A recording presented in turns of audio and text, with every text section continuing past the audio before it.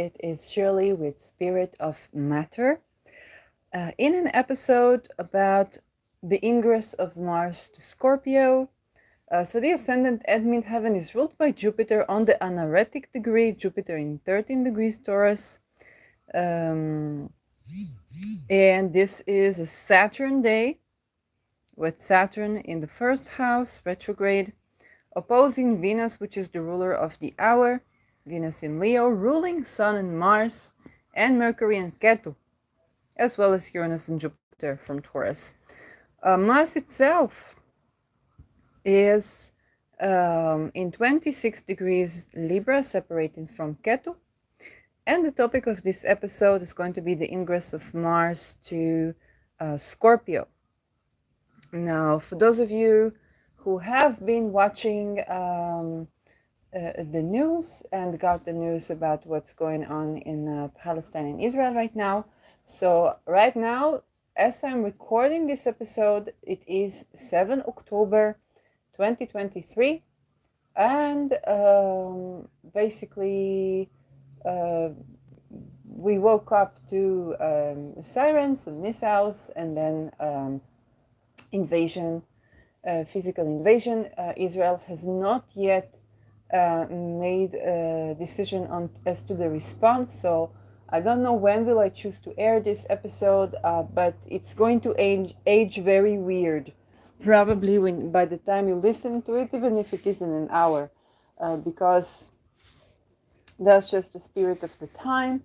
We are in the shade of eclipse. The moon was closing in a grand square with Mars, with Aries, opposing Pluto, and even though Uranus left the 22nd degree, where I thought it would be, still Uranus, but not mass killing, unfortunately, this was absolutely not the case, at least not in this region. And so yesterday there was a massacre in a Palestinian village, and then today there was invasion to Israel and several villages, and kidnapping of people and civilians and so on and so forth.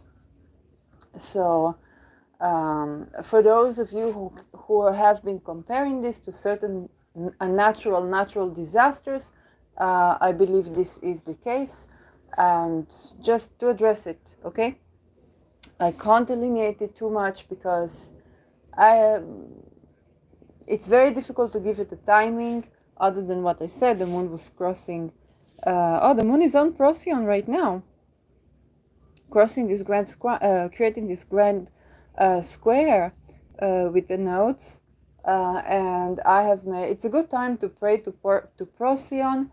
But because this is the grand square, it's not just to call to Procyon, but also to call to Andromeda and Aries for representation of misrepresented societies, people whose existential gap of experience is so far from society that they find it difficult to survive because nobody understands them. And so to pray for Andromeda to bridge this gap, to pray for Procyon, to keep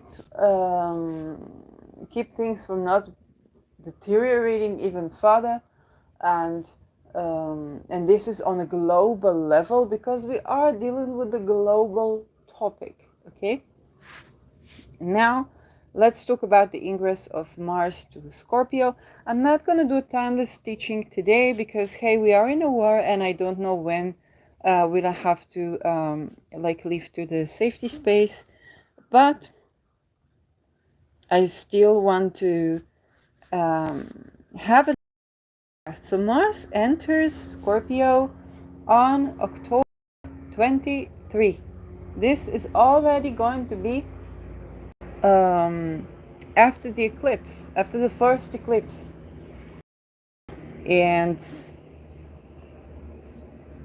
yes, why am I getting this weird angle? Oh, this is the sun. No. Pardon? Okay, Mars. Yeah, I knew something was wrong here because the eclipse in the 14th is with Mars and Scorpio. I remember that. 12th October. So, 12th October, Mars enters Scorpio.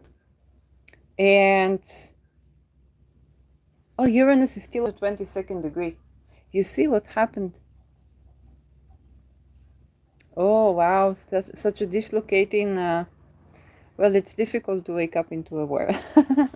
So, it's still Uranus is still on. Things we see now in the Middle East are very much in the spirit of Uranus being on the 22nd. It's also approaching Israel's sun. So, yeah, it's just unfortunately the spirit of the. For the ingress of Mars to Scorpio. Mars in Scorpio will be separating from Ketu and separating from a square to Pluto. So yes, we are also amidst the Mars square Pluto.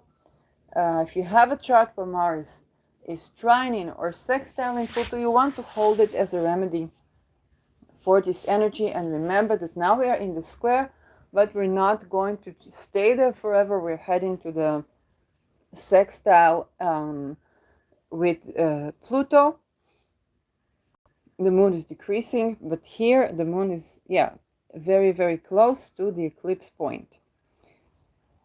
So the ingress of Mars, and let's take a little snapshot of the asteroids at that time.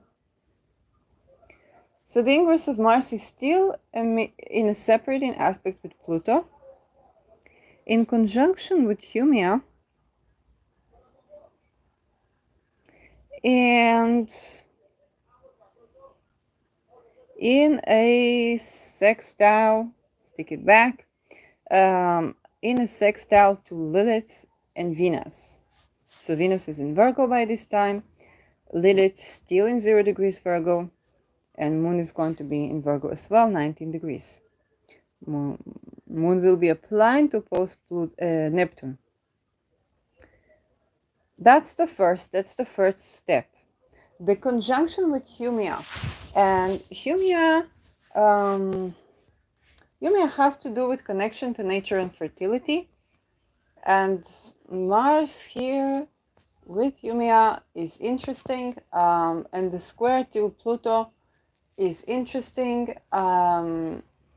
It can bring in certain issues to do with fertility, but I honestly don't know in which angle will we meet this topic, because there's just so many perspectives to this. And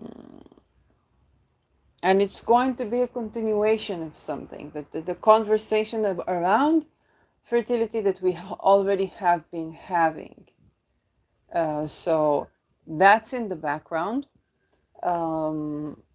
It's an ingress of Mars into a sign that it is ruling, which we haven't had in quite some months. But this Mars is squaring Pluto. Still, it's a separate aspect, but it's still in orbit, still in effect.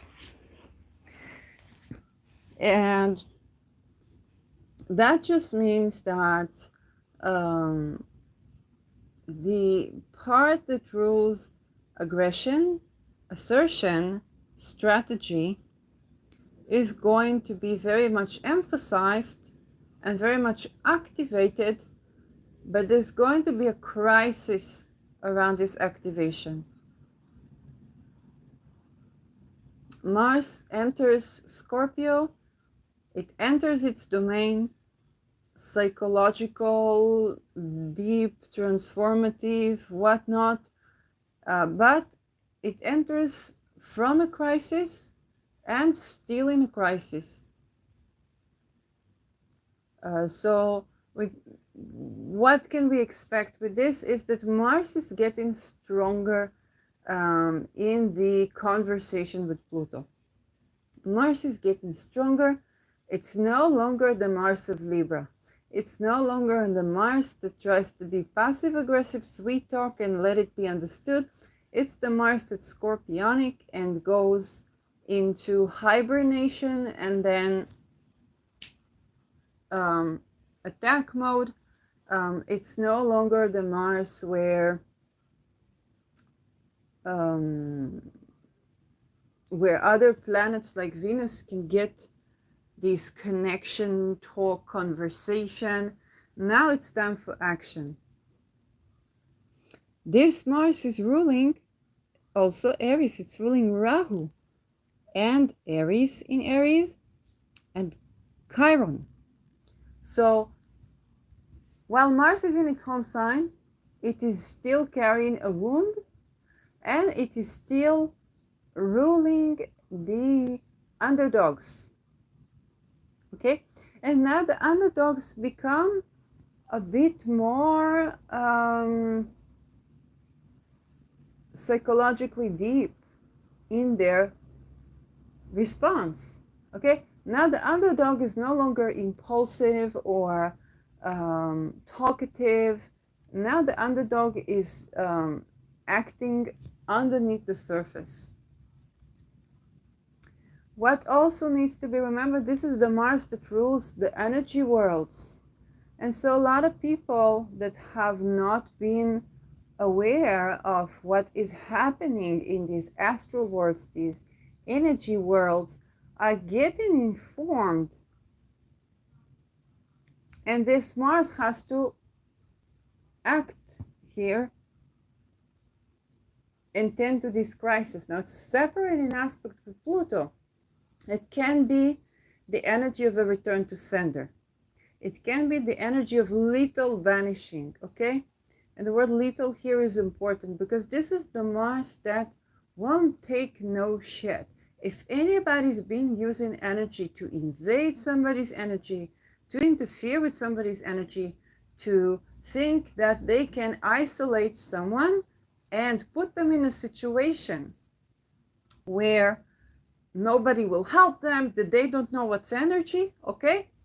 Mars is about to enter Scorpio. C'est tout. Sever ties with the unjust. Transform from the core. And Pluto is in the plutocracy. It's in the structure. It's in anything structure-y, systemish, hierarchical, okay? Anything like this, Pluto is exposing those, but Mars comes with this action that's like, hey, what about the energy? What about the astral? What about those things? What about the gaslighting that people don't see? Okay, Mars comes and enters this zone where it's going to be decisive and it's going to act on these levels. And what does Mars represent? It represents marginalized societies, people who have been marginalized, people who have been the recipient of unfair treatment, also psychologically, okay? Scorpio. If people have been under bad treatment psychologically, isolated, invasion to the sexual boundaries, okay, in energy, in hidden ways. Now Mars is coming, and with this crisis to Pluto, it's like enough is enough is enough is enough is enough is enough is enough is enough. Eugenics to the mass graves, biodiversity. Enough is enough. Zagenein. Enough. Okay? And here Mars is still in Libra. Okay? But in Scorpio, it's going to be really that very decisive action of alchemy, of banishing, of return to sender, to the genuine sender, not to the entity, not to the person to whom the entity is attached, but to the genuine center, to the genuine sender. Okay, it's not about taking a picture of something and say, oh, return to this, return to that, ban this, ban that. No. Non-specific. Whoever sent this energy, whoever is the being that is attached to this person, to these people, to whomever, return to send everything back. In spirit and in matter. Okay? And this is why the results are going to take a time to unravel and to unfold, because it's unexpected.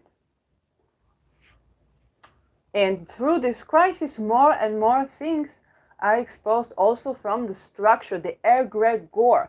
For those of you who have no idea what this egregore word is, basically when many people have, whether it's channelings they receive, whether it's concepts of thought, whether it's discourse, and that creates a sort of a zeitgeist, but on a spiritual level, on a cognitive level even.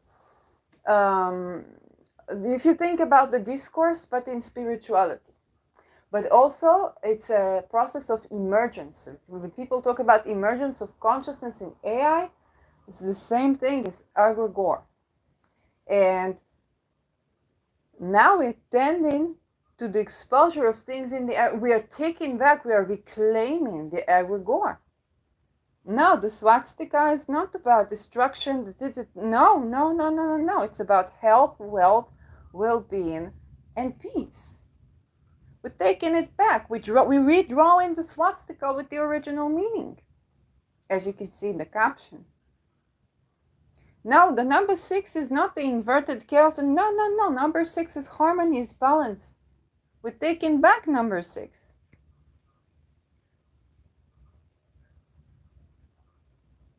We're taking back, we're reclaiming the egregore.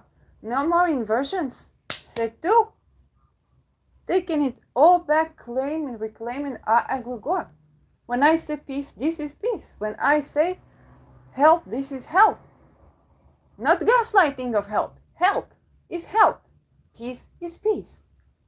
Love is love. Not gaslighting of beating. No, none of that. Love is love. Is love. C'est tout. Okay?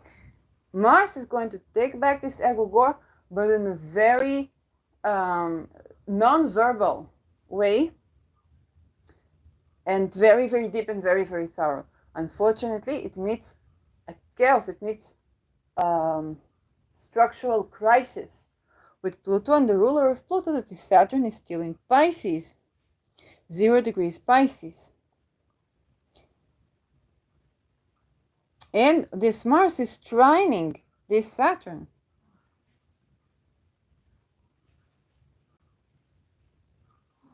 So Mars action that is at odds with what Pluto is doing is actually in alignment with what Saturn is doing. But think also about Pluto. Pluto is exposing a lot, okay? Mars is now acting on it. It's both understanding that Mars is acting on a layer of what Pluto is exposing, and this is why it can create conflict, because it can be a premature action, okay? But it is nonetheless needed, because when Mars already gets to Scorpio, it has already tried the myriad of tools that it had while it was going through the sign. So when Mars comes into Scorpio, it's going to act out on what it wants to cast out of the system, okay? Or whatever hidden stuff that it needs to tend to. Okay? And for Pluto, this comes a bit too early. A bit too early, because it said, wait, I did not even speak to you about all the things that I need to speak to you. But Mars says, listen, I cannot anymore. I must set a boundary here. I cannot anymore. I'm not supposed to withstand this. No. And Mars is in alignment with Saturn.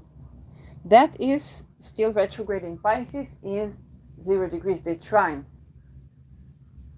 So Mars is tending to medicine. So Mars is tending to the ocean. So Mars is tending to refugees. Defending refugees, defending the ocean, okay? And Pluto wants to say to Mars, but wait, there is so much more to expose here. Wait, don't do this yet. I'm still in work. Don't expose me there. But Mars is like, I cannot. I must speak. I must do this. I must defend. I must return to sender. I must do this. Okay? This is just the ingress. Now,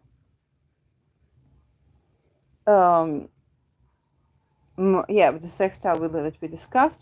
The next angle that we see Mars creating is October 28th, in which it's going to oppose Jupiter on the 11th degree. Okay, both of them are going to be on the 11th degree. Some people on a mundane level will, what Gen Z is calling, unalive themselves. They can be religious leaders. They can be, yes, because the sun is going to be with in Scorpio as well, and can be people of the world, unfortunately, as well, because Mercury is conjuncting this Mars. And the degree, 11th degree, is the degree of what people call suicide. Again, there's no such thing as suicide. People want to live. But when you say, okay, was this person assassinated, or did this person perform the act of self-murder, then the 11th degree is usually that the person is performing the act of unaliving themselves, even though, like I said, people want to live. So this is Mars opposing Jupiter is also religious conflict, religious armed conflict. And there can be with even journalists who expose crime.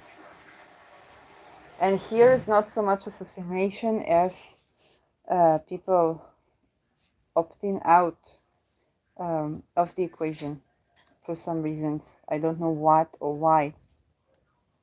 But the conflict itself, although Jupiter is a benefic, Mars opposing Jupiter on a mundane level, it means religious conflict. So this is a transient aspect, but we need to be aware of it. And Mars will also conjunct Mercury at this time, with the Sun already in Scorpio. Okay, I'm not talking about the eclipse, because I made episodes about the eclipse, and yeah, Mars is ruling the north node, but it's closer to the south node. It's a very intricate position to be, but this is a strong Mars that is ruling Rahu, and again, and there has never been worse time in history to treat the underdogs, the marginalized, the outcasts in society bad. There has never been a worse time in history to neglect people or not believe them. V for validation, okay? Never been worse time in history, because it's Aries with Rahu, and Aries is the one that has been misrepresented and has been exposed to corruption, so much so that what they have to say, if they even try to explain to you, that is so far from what you know, from what the common person knows, that through crisis people learn that, oh, okay, what they wanted to put inside our blood is not medicine. Who would believe? Okay, or oh, the children that go to these places by supposedly the welfare are not going to families that are going to treat them well.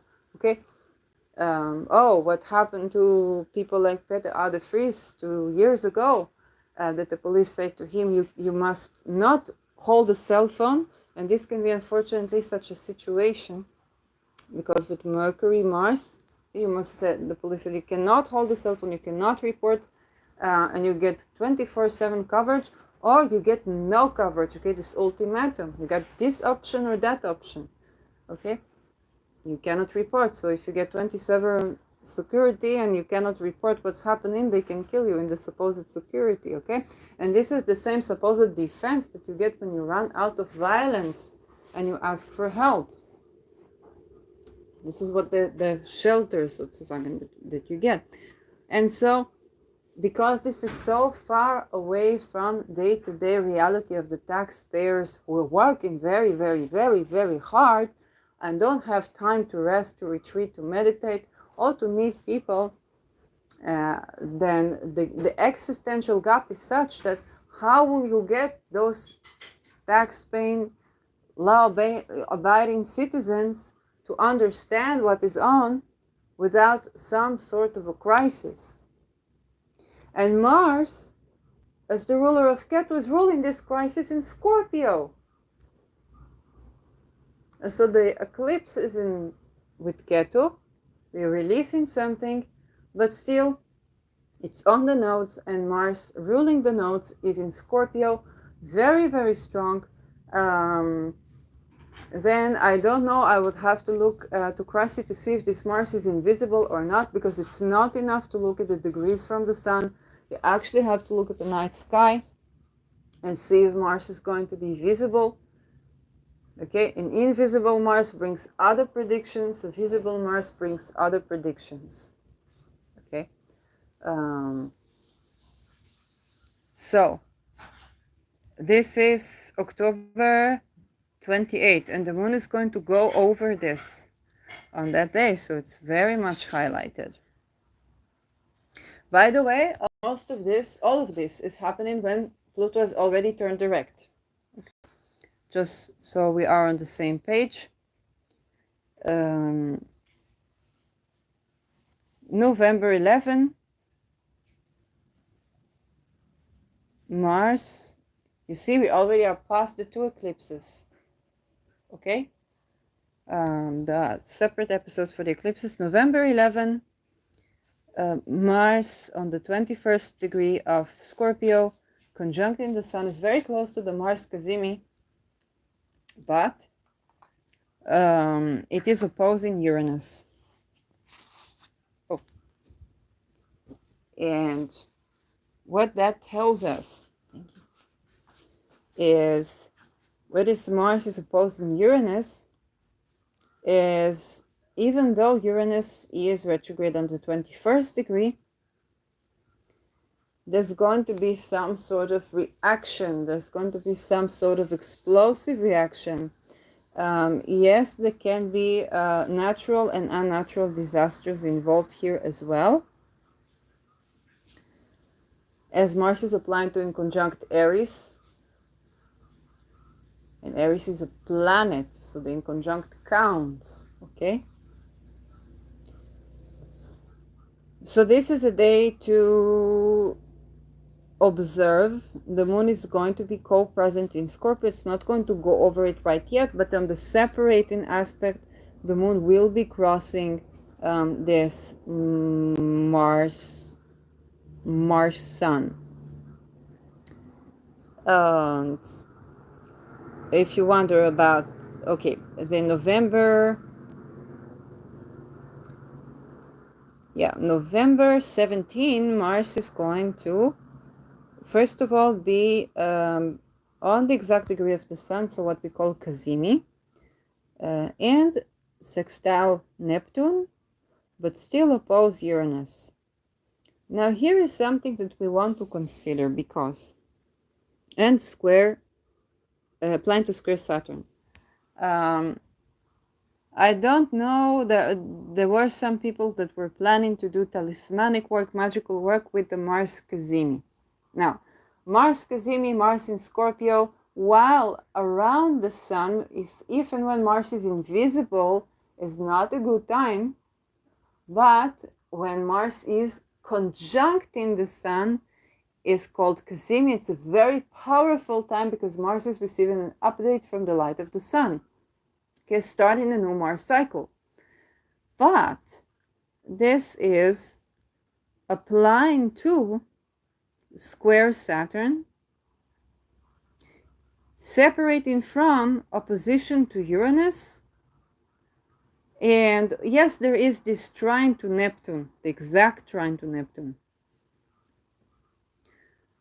So, first of all, traditionally, it is applying to square Saturn.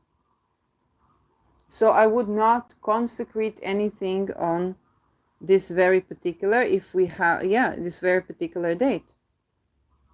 Okay, so Saturn is not a friend of Mars, and Saturn in square to Mars is basically blocked action. And what we want from Mars is an actually harmonious action. If we could get a Mars trine in Saturn, would be better than a Mars squaring.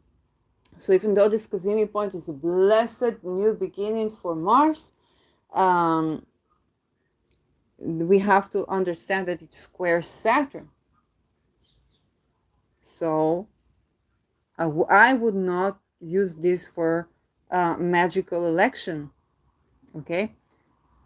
With the opposition to Uranus, as a separating aspect, is a bigger question, because if you are traditionally not paying attention to it, but then is this true? Is it good to not pay attention to it? Is it not good to not pay attention to it? Everybody has their answers.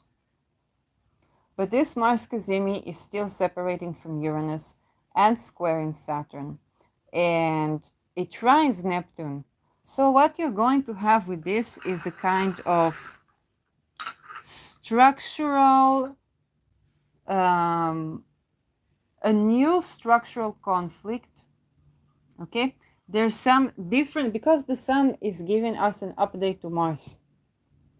So you think about two people fighting. I don't like that you do this. I don't like that you do this. I don't like that you do this. Mars, Cazimi, Sun. Oh my God, now I don't like that you do that.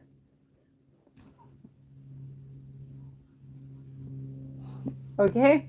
So there's just new stuff to quarrel about.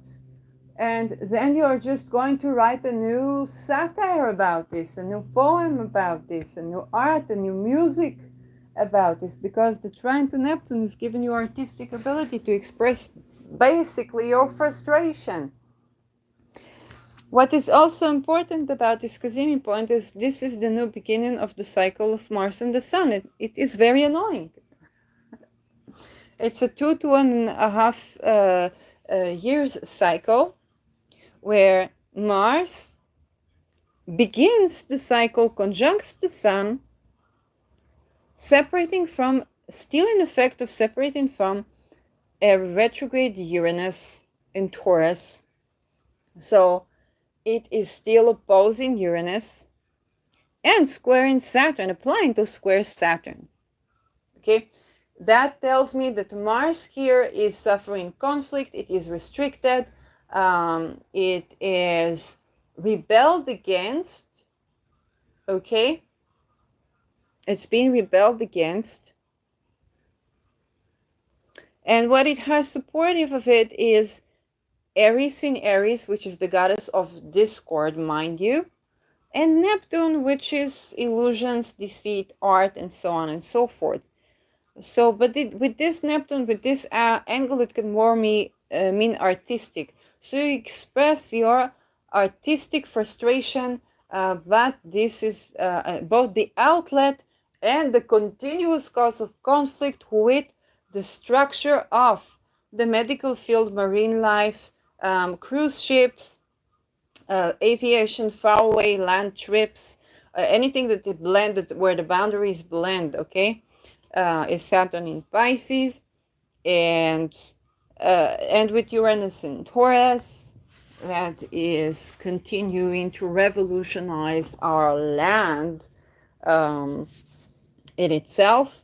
And so the frustration of Aries is being represented more artistically by Mars than in actual, the Mars's action is in conflict with Saturn. It can be a bit of blocked action. Mars, I want to do something, and Saturn restricts this doing of something. And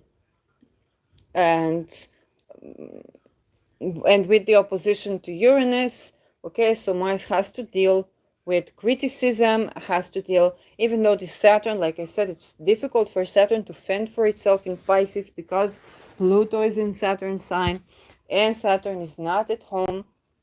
So what Saturn's job is to ask, how has this been going for you so far? and basically right now is just receiving a lot of backlash for how we have been doing bureaucracy so far and how harmful it is to patients, to people, to refugees, and so on and so forth. And so that can be a very gloomy situation here for this new cycle of Mars, that I would prefer, better. I would prefer a better ingress. I'm not lying to you. I would prefer a better ingress. But what Mars does have in common with it is the goddess of discordia. So Aries is very potent. It's just that she works through, and it's actually the trines where we need to be concerned, because this is where the misrepresented group kind of agrees that there has to be certain action taken, and because most of us are not beginning to understand the existential crisis that those figures are living in, it's very difficult for them to communicate themselves to us in a way that we understand. And so we see, unfortunately, around us atrocities. And that is not something good. So it's a good time to honor Aries. Aries is an Andromeda constellation. We can turn to Andromeda and try and see and pray that we can facilitate, maybe through art, through expression, through storytelling, a way to express this frustration in a way that is accessible to the common person as much as possible. Okay. Now the next angle that we have here with Mars is the sextile to Pluto that is still applying to square Saturn. Okay, so while and this is also applying already in the ingress, and so Mars is applying to sextile Pluto also already not in the ingress, I'm sorry, in the further down the road thingy. So Mars is applying to sextile Pluto ever since the Cazimi, and this is not a bad thing for Mars to be at, because when it applies to sextile Pluto, it trines Aries, separating from a trine to Aries, and is still in the light of the sun. But here is the question, because this Mars could be invisible. And so the sextile in Mars to Pluto could be invisible. And while the Mars sextile is receiving a lot of empowerment from Pluto, also the sun is a bit of a closure. Mars invisible kind of means Mars is not there, present at this time to receive this empowerment and project it onto Earth with its light. Okay, something going on underneath the scene, and we're not yet seeing that in action. We're going to see it when Mars will be visible. And this is pretty much the end of the story for Mars in Scorpio. Yeah, Mars ingresses to Sagittarius on November 25, still only 3 degrees from the sun, and we need to see if it is invisible or not. But that is what we're going to have with Scorpio. So the strong points. The strong points is that when Mars reaches the end of Scorpio, it's going to trine Aries. And so for those of us who are more connected, who are more open, who are more attuned to listen and to receive information about those misrepresented parts and perhaps express it through writing or through filmmaking even, or artistic expression, music expression, or even assist in finding these, finding missing people that are misrepresented in society or something like that, through this Mars in Scorpio, that can be good. But there's still going to be conflict with Saturn, with Pluto first and then with Saturn, and the Mars Cazimi that everybody's been raving about is squaring Saturn and still opposing Uranus. Okay? So Mars is receiving strength, but it's dealing with strong planets nonetheless, and sometimes satirically strong planets like Saturn that has a lot of authority, but is basically rethinking its entire life right now. And the core of its essence. So Saturn is in an identity crisis in itself. That being said, Mars is going to be strong in Scorpio.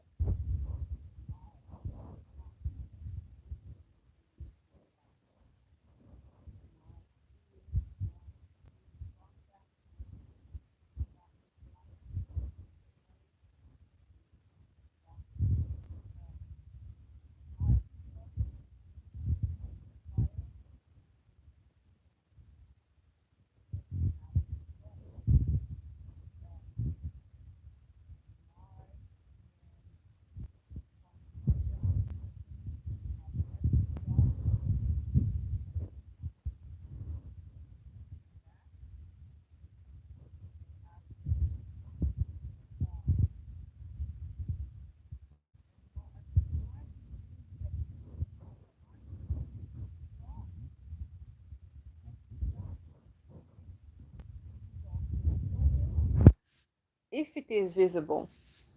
So again, you have to look at the night sky and see if you see Mars where you are, and that would determine its strength. Because when Mars is visible, like a planet is visible, it's giving us its protection and action. When a planet is invisible, things happen more on a spiritual level, more on an energy level, more hidden.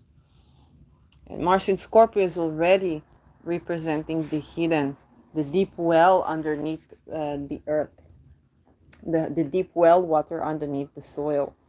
So, and this is a new beginning of a Mars cycle there. So that means that the timestamp for the beginning of the Mars cycle is intricate and complex. It means that Mars is going to be very, very strong when it opposes Jupiter and when it opposes Uranus. Okay? This is not a Mars that can be ignored. But we have to remember what does Mars represent. It represents those people that have not been represented. So it's good to have a strong Mars to represent them. The trouble being is that it's because the experience of marginalized societies has been so intricate that the common person solution still leaving them so stranded and full of stigma and misconception that a bit of a crisis is almost necessary to make people understand that their course of action, the way that they've been addressing this issue, is not being sufficient. And also perhaps there are things that they can do that they didn't know of and that are affecting all of our lives together. So, so this is Mars in Scorpio. On a personal level, it's going to be an intense season, and it's going to coincide with the sun being in Scorpio. So Scorpio season is going to be Scorpio season, okay? And it's going to have 2 eclipses within the scope of this Mars. Now, it's not a bad thing that Mars, that rules Rahu, is in Scorpio, but you must understand that Mars is ruling the underdogs. But what you're going to see on the media is going to look very bad. And some journalists and reporters, even because Mercury rules those journalists that go to war zones,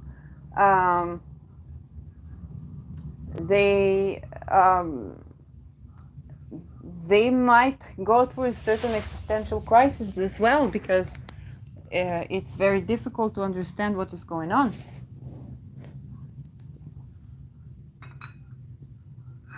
And to get the big picture, because Pluto is just busy, still busy exposing it. It's going to mean that religious conflicts are going to be very, very radical. And when I say religious, I also mean what we call inculculast. Okay? People who are anti-religion. They're going to express themselves in very deep psychological ways. So Scorpio season is going to Scorpio season. Yeah, this is what I have to say about this. And thank you for watching.